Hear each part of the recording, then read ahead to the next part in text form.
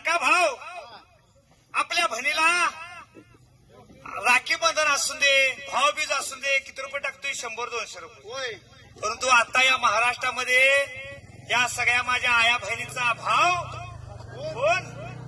तर माझा लाडका मुख्यमंत्री. हो नाही? होय. हा? होय. म्हणून काय आत्ताच्या असताना माझ्या आया सया म्हणतात, काय असताना नवऱ्याना घरात म्हणतात काय माहिती का? काय म्हणतात? चुलबुल करायची ना